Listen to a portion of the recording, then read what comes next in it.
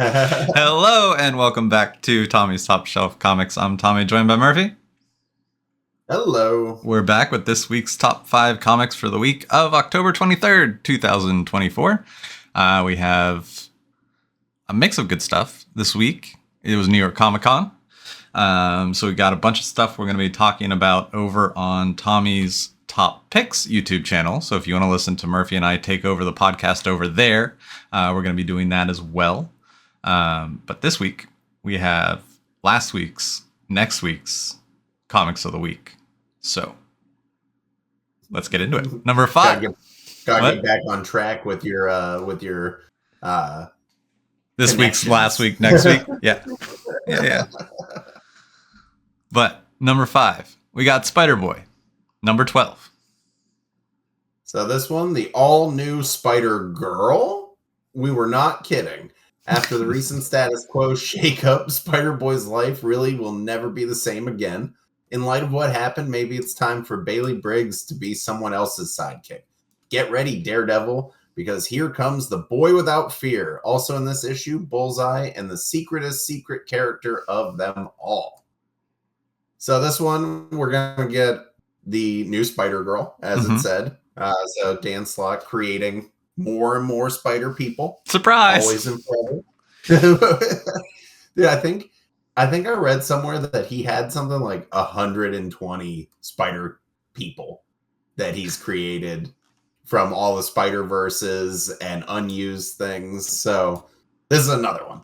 I believe it. But no, I like this book a lot. We'll talk about it on the podcast, but it is one of the craziest retcons I've ever seen to make a character part of the universe. But this is getting it now that they've made it so people know who he is again. We're seeing a lot more characters. So like we're getting a team up with Daredevil, and at the end of the last issue, we saw Bullseye is gunning for him. So I think this is going to be a cool one and probably a pretty good jumping on point as long as you kind of catch up on some stuff. Cool. Yeah, I was just looking. He has a lot of accredited characters. A lot. Yeah. And most of them are spiders. Yeah. Moving on this week, we got our number 4, Nightwing, 119. It's going to be our discussion at the end of this episode. We're going to be talking about Nightwing 118 and how good that was. But we got a new creative team on Nightwing. Dan Waters and Dexter Soy. Bloodhaven has erupted in violence as rival gangs vie to fill the power vacuum left by Nightwing's cleanup of corrupt officials, but is an outside force turning the gangs against each other, escalating the violence in Bloodhaven toward even more sinister ends. To find out, Nightwing must do the unthinkable, no matter the cost. Don't miss the start of this groundbreaking new arc that will redefine what it means to be a hero. So, super sad that Tom Taylor and Bruno Redondo are done, but the mantle must be moved. And I am going to be reading this. And I also wore my shirt. And I also think, like, we'll talk about it at the end, but I just think that the character's been put in a good place. Yes. You know, it's like a new creative team taking over here has got to be so much easier than what Tom Taylor took over. So yeah, I'm excited to see what they can do. For sure. Yeah, super excited, but we'll get more into that in a bit. We're going to move on to our number 3, The Sacred Damned. Image number 1. So celebrated TV writer Sabir Prasad and Eisner-winning creator Michael Walsh present Inaya Jibril, a Muslim John Constantine, a new type of exorcist reimagining modern horror for the fans of the Department of Truth and Philadelphia. And I like both of those books. I mean, that's all they gotta say for me. I mean, anyone who knows me knows I'm a huge Department of Truth fan. Hot take, I think it's my favorite Tynion. But then Philadelphia, I actually read off of your recommendation. I'm not up to date, but I started it and I like it a lot. But I mean, either way, Image doing horror, it's like they haven't gone wrong yet. Yeah. So I'm definitely excited to check this one out. It's going to be a good horror book when it has a Tula Late variant cover. Yeah, that's all you need. That's all you need. Just look for that. Variants. I haven't bought variants in so long. I bought a variant this week, but we'll have to. Hey. We'll talk about that in the podcast. Moving on to number 3 this week. Had number 2. Yes, number 2. Green Lantern Dark number 1. On a post-apocalyptic Earth overrun by monsters, the battle between good and evil ended long ago, and evil won. Now darkness prevails as humanity struggles to survive in the corrupted wasteland that remains. Only one hero is said to haunt what's left of our shadowed cities, the one who wields the mystical green flame that could return light to a dark world, the Green Lantern. But she's been missing for years, and on the isolated island of New England, Solomon Grundy's undead army only grows larger and more powerful every night. Celebrated horror artist of smash hit Something is Killing the Children, Werther Dell'Edra, teams with rising star writer Tate Bromble, House of Slaughter, to bring you a chilling tale of desperation, hope, and resurrection from the bitter remains of the fan favorite Tangent universe. This is super cool. DC. I'm excited. Yeah, I like the DC literally was just like, let's go get some of those people. Yeah, like let's put them. Yeah, yeah. Let's get Tynion books. I mean, this seems like it's going to have a good horror element to it too. And I mean, absolutely, when you get Werther, I think his writing, or I mean his art is just so good for that, type of story. Yeah. Like kind of the amorphous zombies and things like that. But this Green Lantern's giving me real like Spectre vibes. Yeah, absolutely. Yeah. Absolutely. So this is always it's spooky season, horror books. Also, Solomon Grundy as a Green Lantern villain is an interesting thing. Yeah, like I'm trying to think, I mean, he's big enough sure for at it. some point they not like in name wise, but like in abilities, scope. Yeah. But yeah, I'm trying to think like if I'm sure they have in the history of the two characters they've come up against each other before, but I don't remember when. So Solomon Grundy, he actually was originally a Green Lantern villain. When he was first introduced, he was a villain of Alan Scott, the Golden Age Green Lantern, and in the pre-Crisis canon, he seemed to only exist on Earth 2. So originally, so it wasn't till like after Crisis on Infinite Earths that he became more of a Batman. He became a Batman. Well, look at that. We're learn something new every day. But moving on to our number 1 this week, we have the absolute Wonder Woman number 1. So Eisner winner Kelly Thompson and breakout artist Hayden Sherman reinvent Wonder Woman from the ground up. Without the island paradise, without the sisterhood that shaped her, without a mission of peace, what's left is the absolute Amazon. All right, guys, if you are not getting in on absolute, like, you gotta. All they've given us right now is a one-shot and then Absolute Batman so far, and Absolute Batman got me fully hyped. Like, I'm in. Now, for those of you who don't really understand what it is basically the ultimate universe for DC. Yeah. So it spins out of the Absolute Power event, and now we get these crazy offshoots. Absolute Batman is basically, no money, no mansion, no butler, Batman. And then this is going to be seemingly just kind of like a rogue Wonder Woman just going around like like a Greek goddess just going around doing whatever she wants. And then I think next week is Ultimate Superman, or I mean Absolute Superman. Ultimate Superman. Ultimate Superman. Absolute Superman. But either way, they're putting great teams on these books. And I mean, this, like I said, read Absolute Batman and you'll be sold on at least giving these a shot. Yeah. But I'm super excited to see this one. Plus, Kelly Thompson has been killing the game for like a while now. Yeah.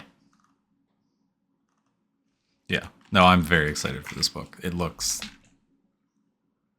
I don't know. Now, Hayden it's just when you take away all of that, it really is just like...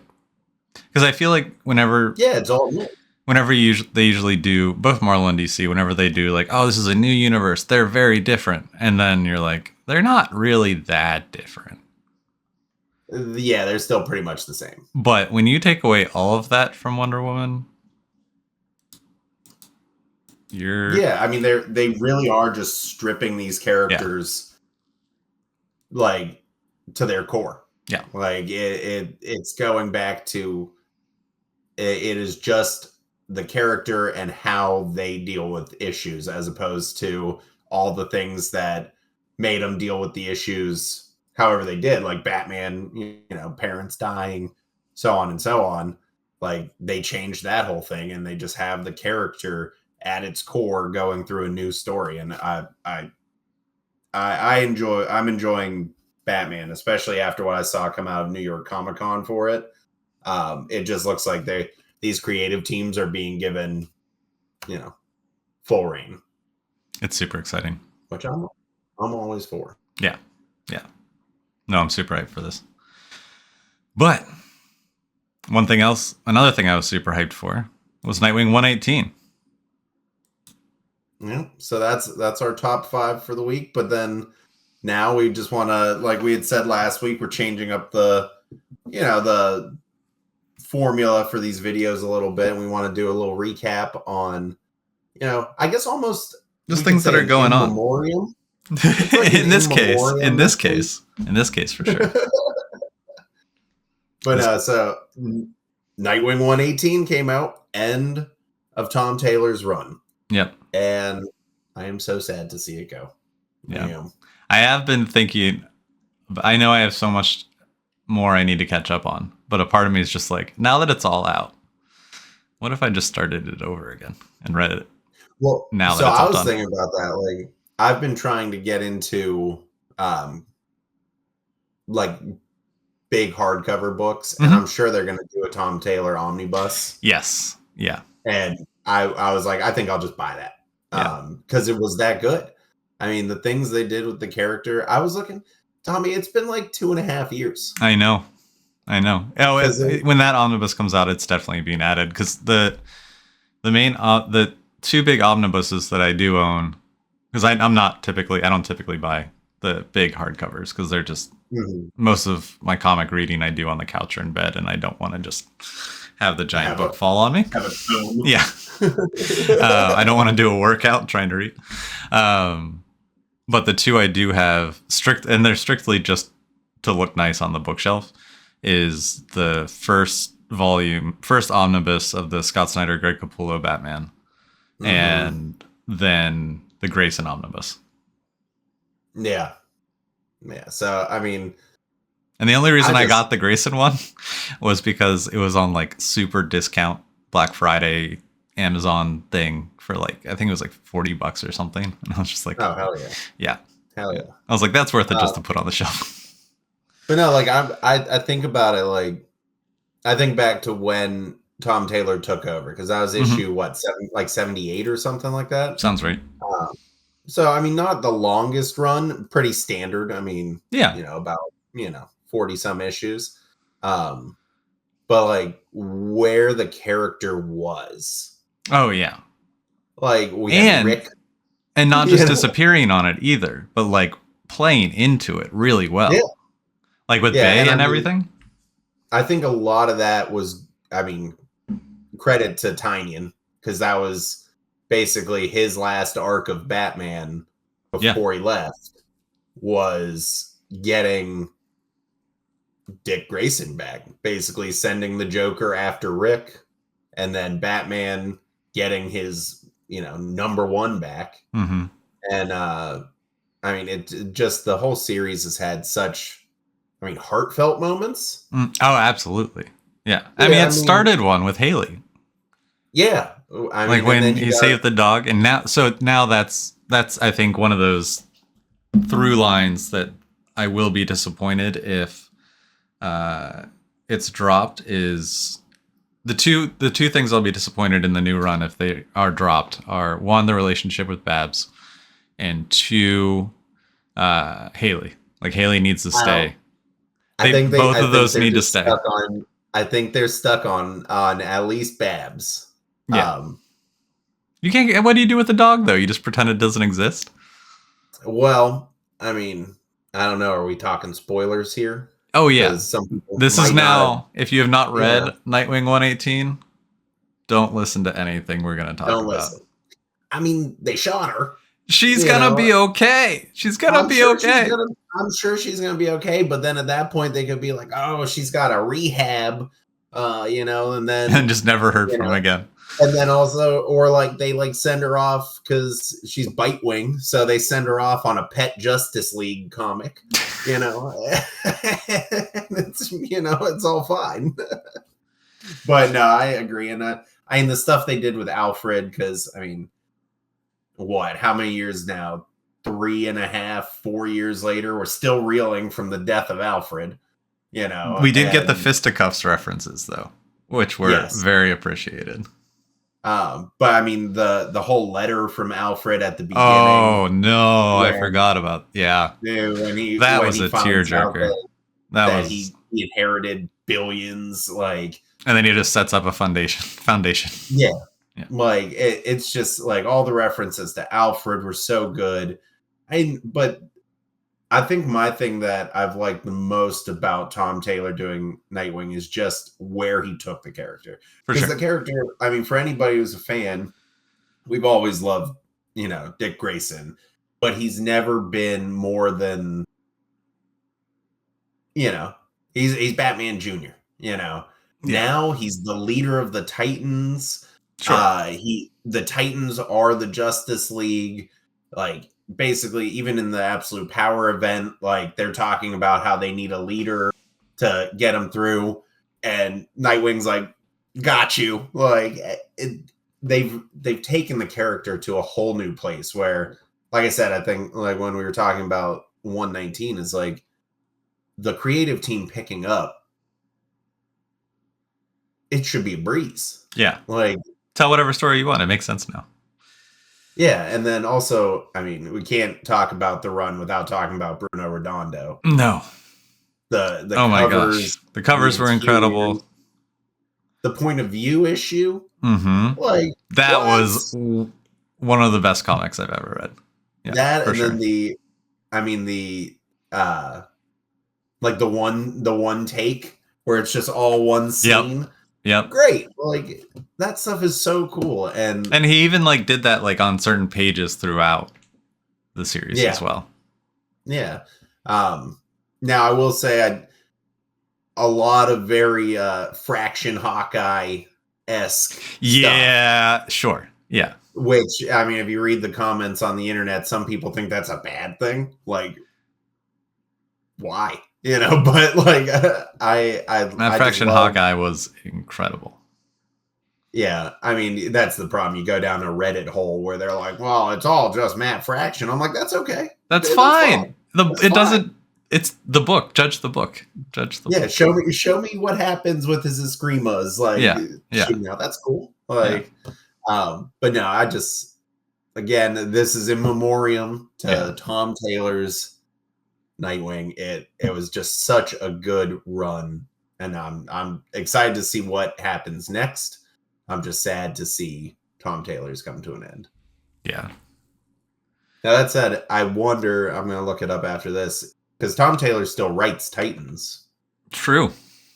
So I don't know. I got to see who knows what's going to happen. I'm assuming that the Titans run as being the top dogs probably will come to an end. I'd imagine. I mean, you had an event that made it happen, and then now they've had an event that needed everyone back together again. So it's like you could probably see them, the Justice League coming back at some point. This summer, during the summer event. This upcoming summer. Yeah, probably. Or they don't typically do winter events, right? No. Yeah, they do. Sometimes.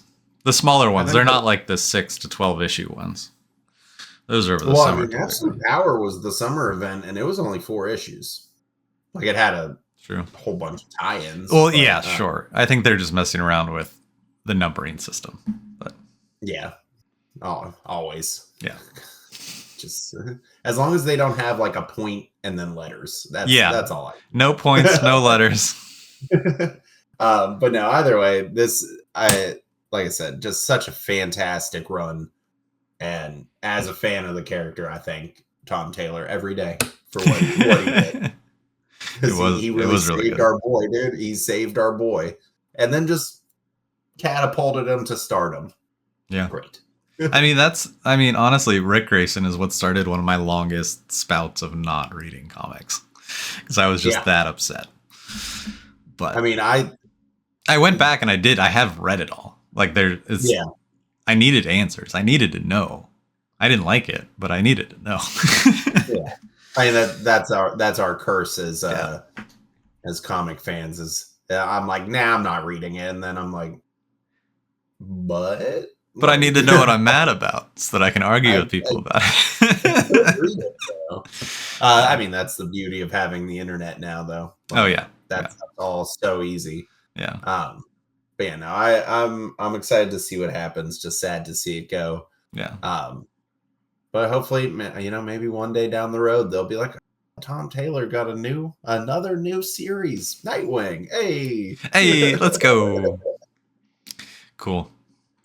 Well, if you're watching this on Tuesday, go back and check out Tommy's top picks, where Murphy and I talked about New York Comic Con and a bunch of stuff that got announced on the podcast. So until next, anyone who's still watching, if you have suggestions for what we should talk about next week, let us know in the comments, and we're going to keep on talking about random stuff, so you might as well have a say in it, right? Exactly. There are dozens of you. So, until next week, we will catch you guys later.